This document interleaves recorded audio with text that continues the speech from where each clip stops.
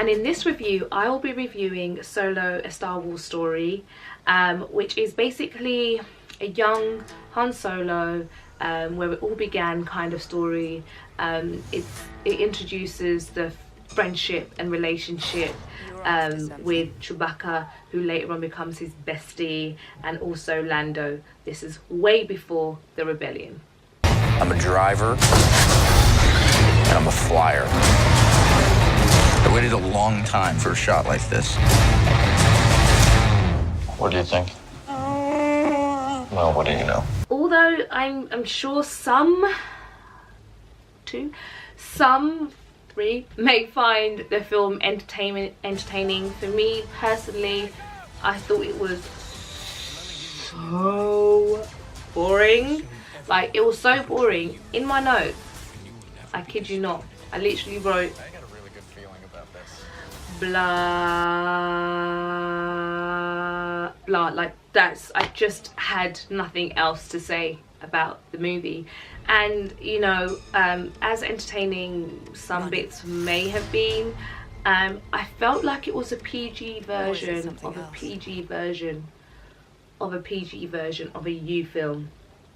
I don't know, there was just no thrill, there was no danger, no tension, no grit. And the whole point for me anyway with Star Wars is like, shit, we got to fight for the galaxy, we've got to save the galaxy from these baddies. And you know, the baddies in this was more of like, it's more of a high story, but not with the danger. I felt not enough danger, maybe up to them. Maybe the levels of danger was like, for me it was, I guess the one thing that did bring me to the cinema to watch this movie was the cast. You know, you guys know I love Woody Harrelson, Mother of All Dragons, Emilia Clarke, Donald Glover, who is literally everything. He's everything and more. I can't express to you how much I love him, and anything he touches and does is gold. But the biggest waste for me was Tandy Newton. How are you gonna have Tandy and she's like in it for 2 seconds? Okay, it wasn't 2 seconds, but like 5 minutes tops.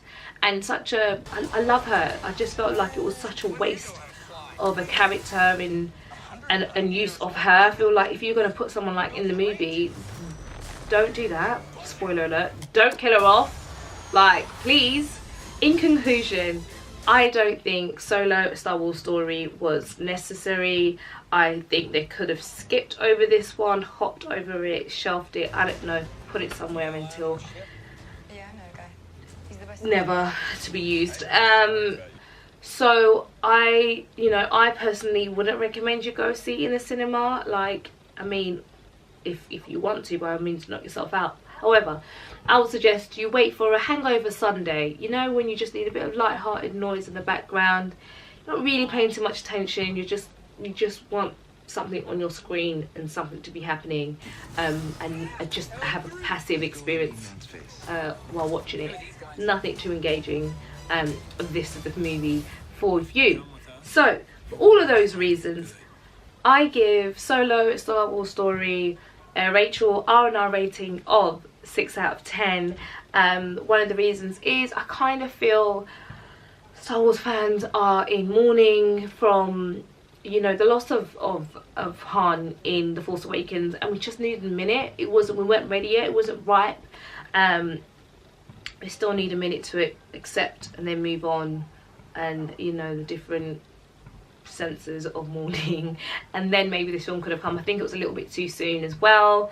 But as always, let me know your thoughts, whether you liked it, you didn't, you know, your best bits. As always, thank you for watching. Until next time, bye bye.